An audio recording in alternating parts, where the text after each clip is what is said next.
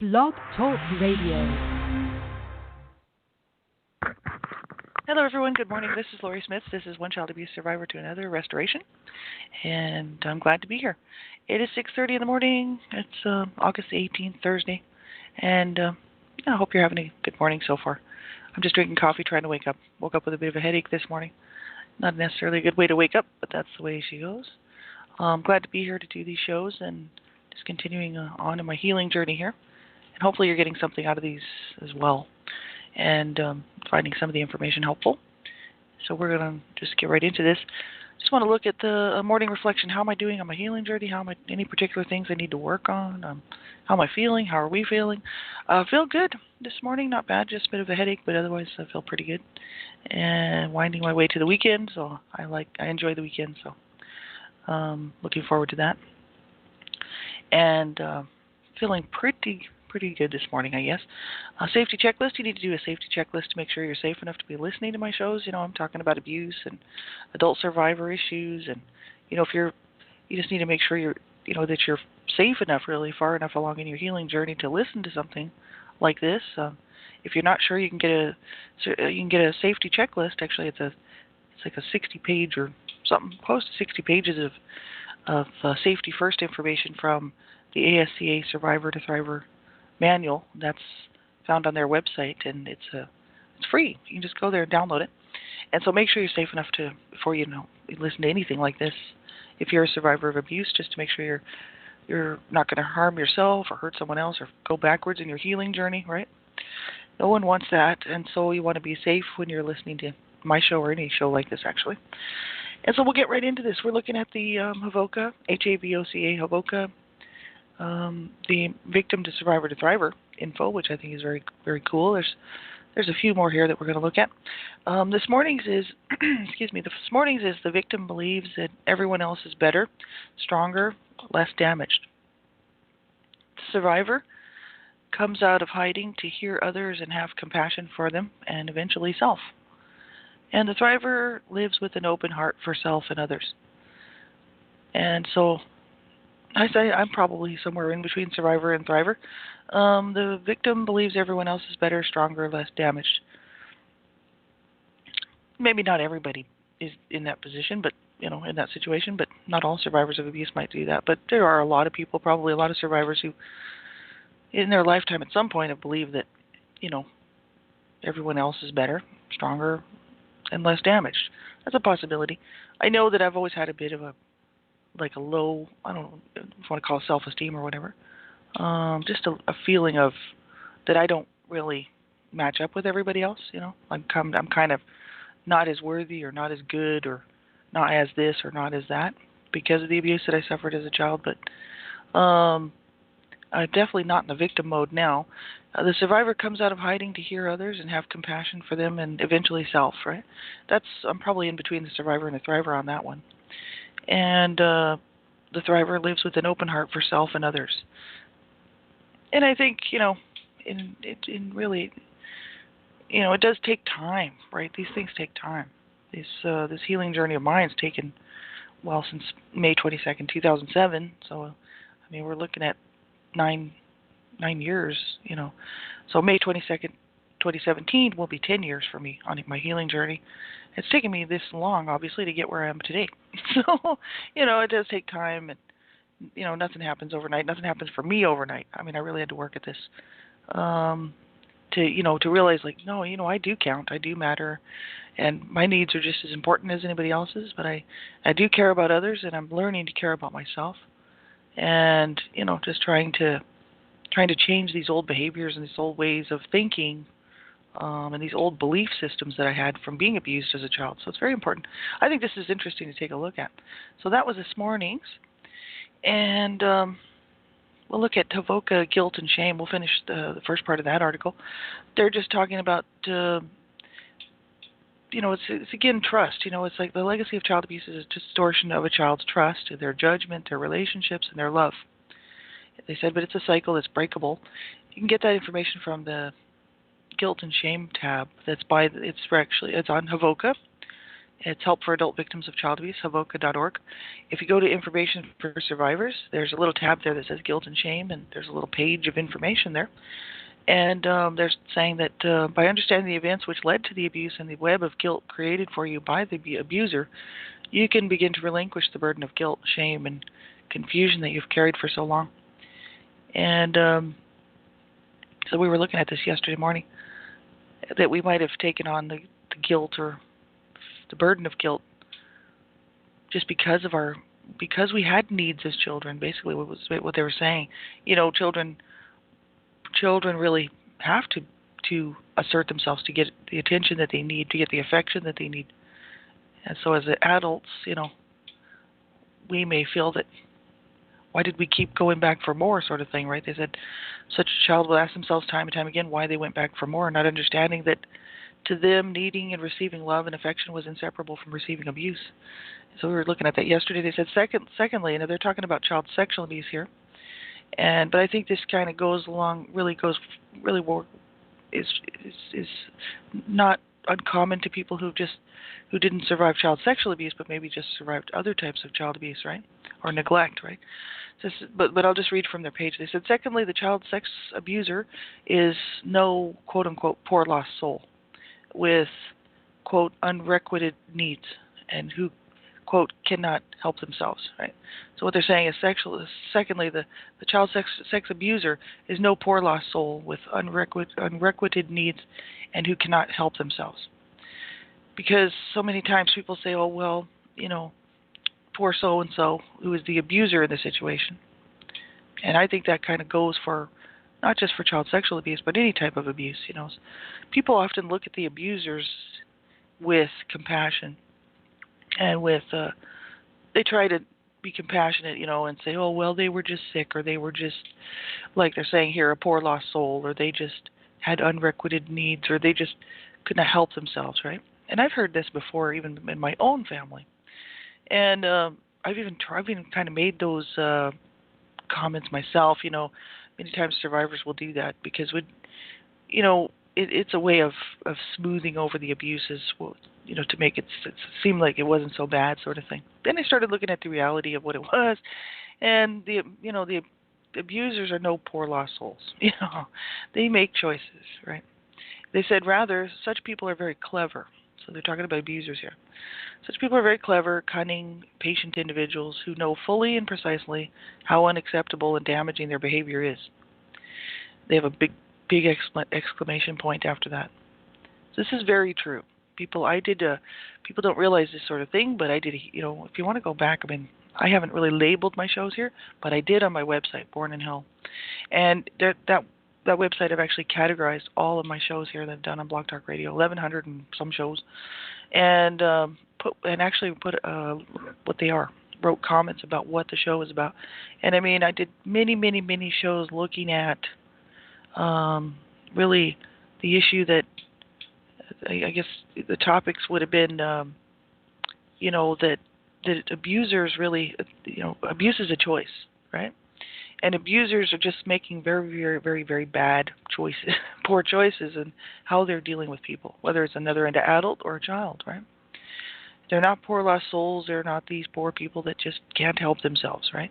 And so I've did many studies over the years about abuse and why society doesn't look at it properly. You know what I mean? These are people, like they said, who are very clever, cunning, patient individuals who know fully and precisely how unacceptable and damaging their behavior is.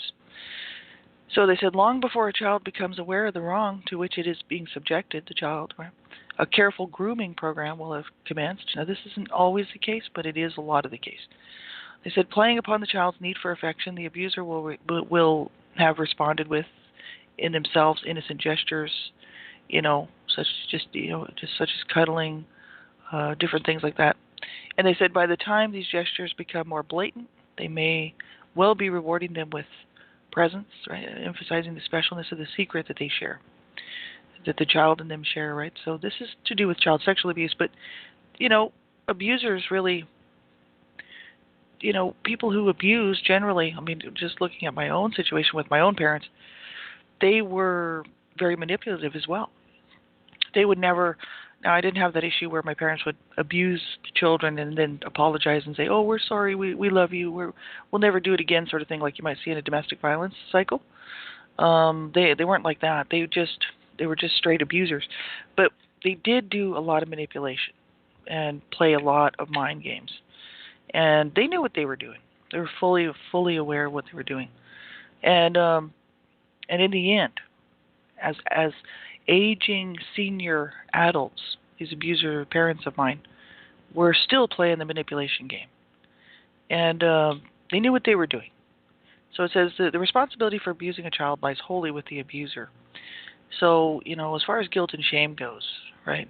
Children are subjected to whatever the caregivers or whoever the person is in this situation that's abusing the child.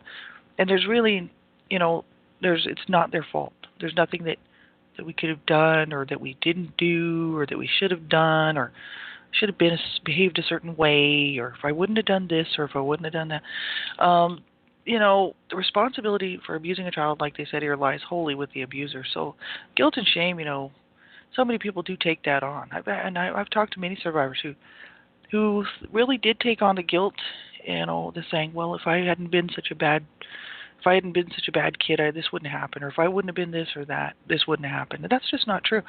And my parents used to try to throw that at us too, not just me, but my other siblings as well, that they wouldn't have had to treat us that way if we had been decent children, and not so horrible and rotten and all this and evil and whatever else they like to call us, which was a lot of really bad names. And, I never took that on because child protection services were involved in our situation. My parents had to go to court on child abuse charges, and that might have a lot to do with it. I knew that my parents what they were doing was wrong, and they were abusing each other too, and in domestic violence situations. So I could see what they were doing was wrong, and I knew that what they were doing was just what they were doing. It had nothing to do with my behavior. The reason why is because I would be abused whether I was behaving myself or not. So I kind of figured it out really when I was very young, that the abuse that I was suffering wasn't because of my behavior at all. It was just determined by their moods and what they were dealing with in their daily life. So I never took on that guilt and shame. I knew that I wasn't doing anything wrong, and even though I was told I was doing things wrong, I didn't believe it. See, so I didn't believe a lot of that garbage that my parents put on me, but some of it I did take with me, and some of it I didn't. But the guilt and shame I didn't really take on, and so, but it's it's never the child's fault. So everybody should know that, right? And so if you're a survivor of abuse, we have to know this was not our fault, And so I think that article is really interesting to look at. We'll look at some more of that tomorrow. And so positive reinforcement. What are we doing right in our daily walk? Looking at positives and progress, right? Well, I didn't get a whole lot done yesterday. Extremely busy week, actually. And I had to work, I work full time, plus I had errands to run and stuff. I was really busy yesterday, so I didn't get to do any real work so much on my healing journey stuff, or even in my physical care, except for I did get some exercise because I was running around. So I didn't get to do much, but that's okay. Positive reinforcement.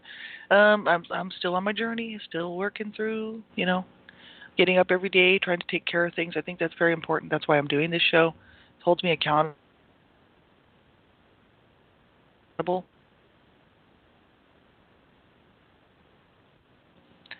Husband, things just aren't getting done. I put my healing journey off. I put my degree off.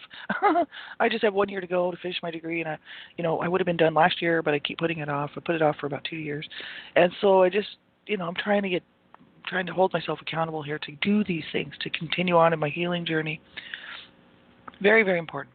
I joined a survivors group, and things like this. I'm really trying to get set up to continue on and do the right things for myself, and as well as physical care, take care of my body, take care of myself, and then I'll be strong enough to help take care of my people around me, right? If I'm falling apart, then I won't be able to help my husband who's terminally ill, right? So that's why I'm doing this. Positive reinforcement, and we can look at a positive affirmation. I'm a loving person. Yesterday's was I affirm my worth and goodness, and now this morning is I am a loving person. That's very true. And in order to be a loving person, I had to learn how to love myself, right? I do love others, and I do love myself. But I just recently started that years ago. Before I started my healing journey, I actually hated myself. And I've worked from hate to love. And so it's taken me a long time to get here, but I did do it, and now do I hate myself? No, not at all. And but I used to? Yes, absolutely. So this is a real problem for people who've been abused. So we can actually say, we can affirm, I am a loving person. Absolutely. Excuse me. Seeking assistance to your support people. This is Irving Studio self-care. Self-care, what are we doing both, physically, spiritually, emotionally, right, to care for ourselves? What can we do, to help ourselves? There's a Irving Studios self-care section, and you can go there just by typing in your browser Irving Studios Child Abuse Survivor Monument. And they have we looked at yesterday, seeking assistance of your support people. And, we could list names with phone numbers and support check-ins, get a friend to phone or write you to tell you that you're safe, and designate a regular time to have check-ins with people, right? We went through that yesterday. And then here's and some more. We have stay with a friend at your home or theirs, take a class or a workshop, join a therapy group. This is actually for seeking assistance of your support people, right? So we could join a therapy group, volunteer somewhere. We could look after a child now and then. We could have a slumber party. This is just ideas that he's got here for people. Seek encouragement from friends, have a party, use internet support groups, reconnect with someone special, go for a walk, go to a movie, shopping with a friend, that kind of thing. Enjoy a pleasant activity with a friend. Listen to your favorite or upbeat music with a friend, and go dancing. Well, that's nice. And I don't have anybody really close in where I live that I'm very close to that I can do things with anymore. And I used to have some close friends here that were very close friends who the relationship just kind of turned sour after about 12 years, which was really unfortunate.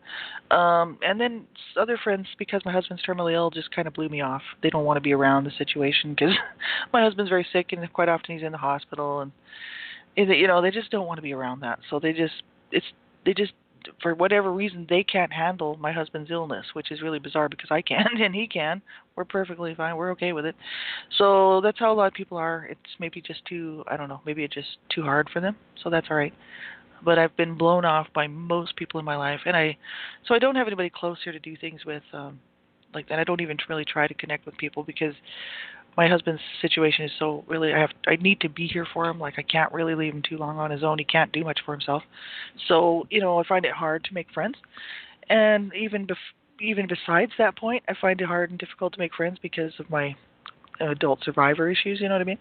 So I don't trust people so much, right? So it is important, though, to reach out. I do have lots of friends, but they don't live here in the city with me. They live elsewhere. So, I have friends in the States. I've got two really close friends in the States. I've got friends in Australia and, friends in England and just friends kind of all over the place. But I would say they're really good friends, and if I was there, we could hang out. But unfortunately, they were too far apart. But it's important just to seek help. So in other words, you could get to help on an internet support group, and that's what I did. Internet support groups. There's lots of them, and you can do anonymous stuff if you want to. You don't have to join something where you have to give your name and all this. You can join anonymously. You don't have to give your address or anything, and you can get help, right? And that's important, right? So we'll look at Hovoka's Survivor's Bill of Rights here. We're looking at the preservation of personal boundaries. Now, we moved on from the, as a matter of personal authority, you have the right to the section where they're talking about preservation of personal boundaries. So it says, for the preservation of personal boundaries, you have the right to choose to speak or remain silent about any topic at any moment, right? So it's our right to choose to speak or to remain silent about any topic or at any moment. That's right.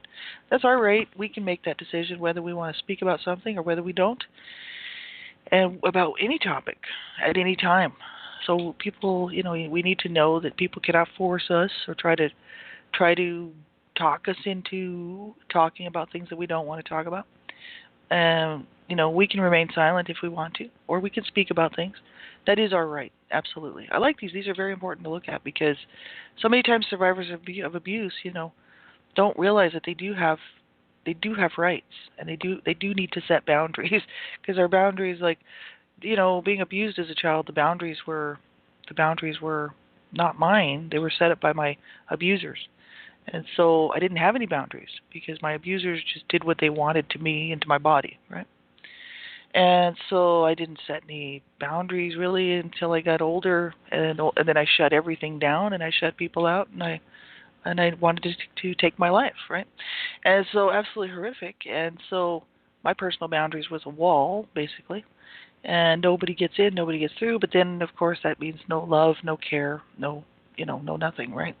So I had to learn how to set these boundaries, right? I did a lot of boundary work with Robert Burney, and also his book, the Dance of the Codependence, the Dance of Wounded Souls, as well as John Bradshaw. I really did a huge study on John Bradshaw's work, and learned how to set these boundaries, And it's very important to do this stuff, right? So, Personal Bill of Rights, number 13, that is Charles H. Whitfield's Healing the Child Within. We're looking at 13. I have a right to make mistakes and not have to be perfect. I have a right to make mistakes and not have to be perfect. That's right. We're going to make mistakes. I have the right to make mistakes. So when I make a mistake, I don't have to feel like, oh, I'm just the worst loser on the planet. Because that's how I always feel when I make a mistake, if I do something wrong. Because I was abused as a child horrifically for no reason, So when I do something wrong, it's like, oh, I'm the worst creature on the planet if I make a mistake. And I don't have to be perfect, right? Now, I've never attempted to be perfect because, if you looked around at my life, you can see it's very imperfect. I'm not a perfectionist, really. My problem is I hold myself to a higher standard than anybody else, and so if something goes wrong and I actually do make a mistake, then it throws me right back down into a pit of despair. I just don't. I want to self-injure. I don't want to be here. I go back to my pit of darkness, that says that I don't deserve to be here, and I should have just died, and all this horrible stuff that I was made to feel as a child, right? And so, we have the right to make mistakes and not have to be perfect, and I love that because I'm not perfect. I don't actually know anybody that is, right? Well, I know a lot of people who think they are, which is kind of sad because they're fooling themselves. But the thing is, it's kind of it's a sort of a fantasy world that some people live in. But the thing is my life is not perfect. But it's the best that it can be right now, right today. And I'm happy with the way that it is because I don't allow abusers in my life. I don't allow people to mistreat me. I've got boundaries set.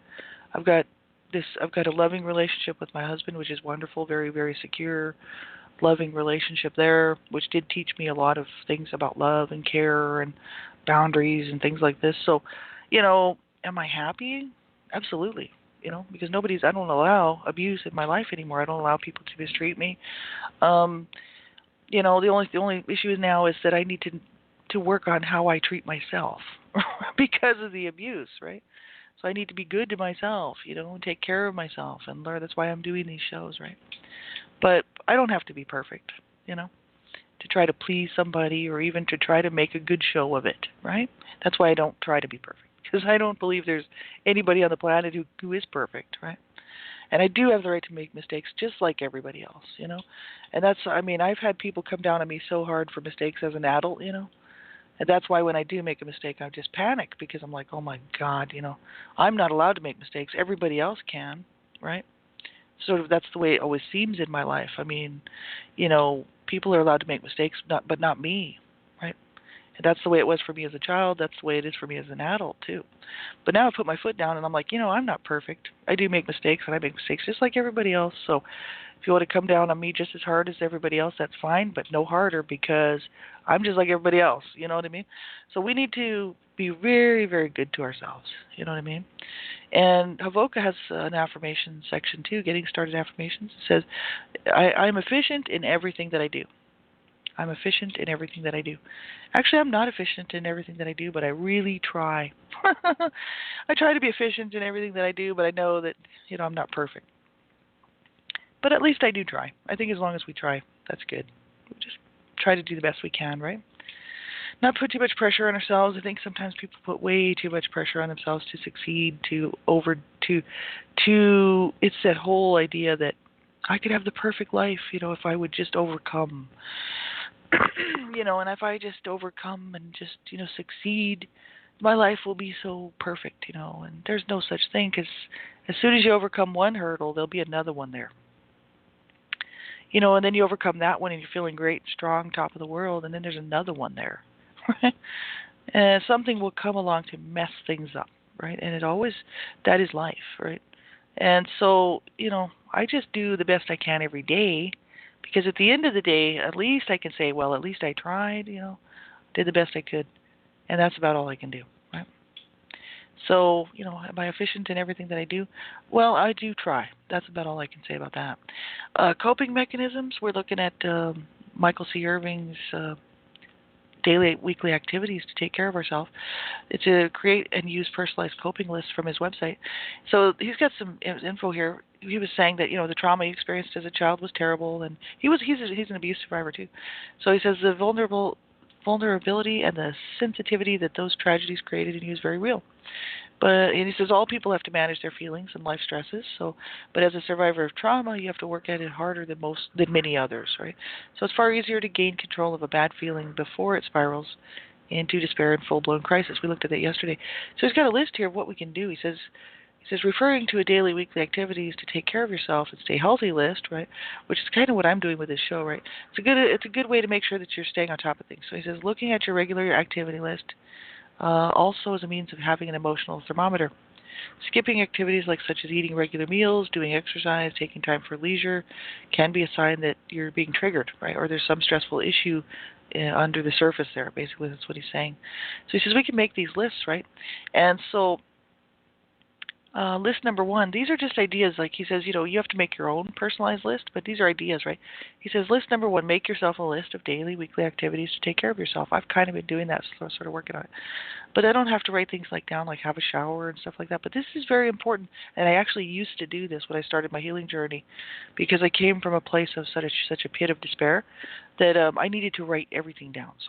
So number 1, shower every day. Number 2, take a long walk 3 times a week. Number 3, listen to music to start your day. Number 4, we have to make our own list, right? Have some form of leisure every day. Number 5, do mindfulness meditation 4 times a week. 6, make time for therapy. 7, do 20 minutes of journaling twice a week. These are suggestions. These are just throwing out here for people. Number 8, eat regularly. Number 9, get sufficient sleep and sleep in on Saturday. Number 10, vacuum and straighten the house, I guess, or your apartment. Number 11, make your own personalized list. So we need to make our own personalized list, right? Whatever works for us.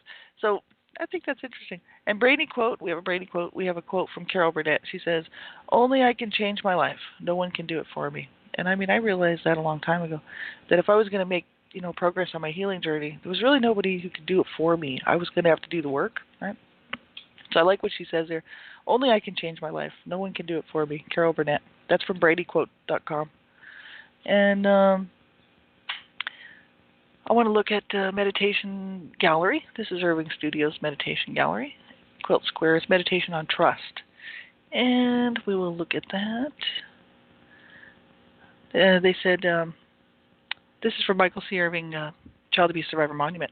It says, trust yourself, right? Trust your gut feelings. Trust your inner wisdom. It says, what does being safe with someone feel like? These are questions we can ask ourselves. Think of a few places where you can let your guard down, right? What are your antennae for trust? What do we use for trust? And mistrust. It says, what do you need to feel safe and to trust? And it says, let safe people you can trust fill your thoughts. I think that's nice. So trust yourself, trust your gut feelings, trust your inner wisdom. And we can learn to trust ourselves, right, and our decisions, right? And, we have about a minute left here, everybody. And thanks for being here. I appreciate it. Thanks for listening and tuning into my shows, like I always say. I appreciate you taking the time to do that, right? Have a wonderful day. And, if you're struggling and having a hard time and you're just not sure, how you're going to cope and how you're going to make it through the day, you make sure you reach out to somebody and you get some help, all right? Don't suffer on your own. Don't, I did that for many years. Actually, a lot of survivors do that. And I would just, just say there is help out there. There's hope. There's good people out there. You just have to search around and find someone who is a caring person who can help, right? Even if it's anonymous help, get some help, right? Reach out and get help. So I hope you have a wonderful day, and we'll talk to you tomorrow.